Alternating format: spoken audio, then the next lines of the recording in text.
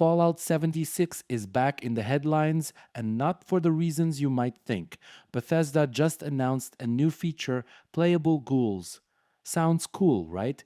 Until you realize this update is already tearing the community apart.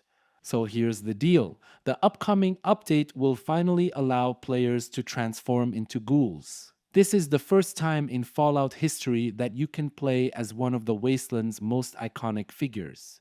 For longtime fans, it's a wild idea. Ghouls are survivors of nuclear radiation, mutated, decaying, shunned, but tough as hell. But now you don't just fight alongside them, you become one.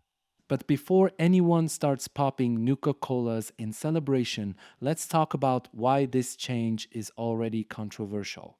Bethesda revealed that switching between human and ghoul will be locked behind a paywall. That's right. You want to enjoy this game-changing feature, you better cough up some real-world cash. It's being described as a monetary restriction, and players are not happy.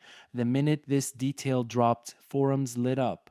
Reddit exploded. Twitter, or whatever we're calling it now, is full of debates. One side says, finally, something fresh. Fallout 76 needs this. The other side, Bethesda's selling core identity features now. The monetization isn't the only issue. People are also asking, how will playing as a ghoul affect gameplay? Will you be stronger, weaker, shunned by NPCs? Will it actually feel like a different experience, or is it just a skin with some buffs? Right now, Bethesda's details are vague, and that's only adding fuel to the fire. And let's not forget Fallout 76's reputation. This game launched as a meme, a disaster. Years later, it's clawed its way to redemption. But every time Bethesda makes a bold move, fans hold their breath. Is this a step forward or a stumble into another PR nightmare? The idea of playable ghouls taps into something deeper in Fallout lore. These aren't just irradiated zombies. Ghouls have stories. They've seen the world before and after the bombs. Giving players a chance to step into those shoes should be powerful, emotional, even immersive. But instead of hype, we're seeing hesitation, not because the concept is bad, but because the execution feels like it's wrapped in corporate tape. Some fans are already asking, if ghouls are locked behind a pay model, what's next? Super mutants? Synths? Are we slowly turning Fallout 76 into a character rental shop?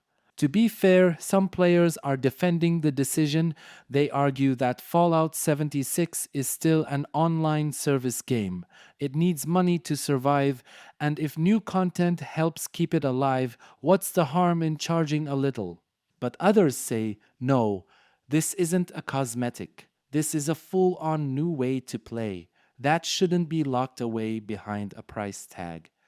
Here's the kicker. The Playable Ghoul feature is launching alongside the upcoming Fallout Amazon TV series, which makes you wonder, is this feature here because Bethesda wanted to evolve the game or just ride the hype train?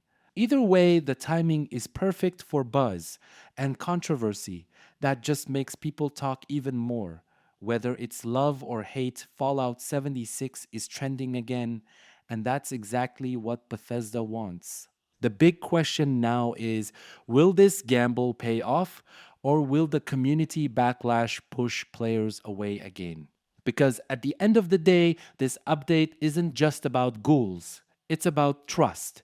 Trust in a franchise that's already burned its fanbase more than once.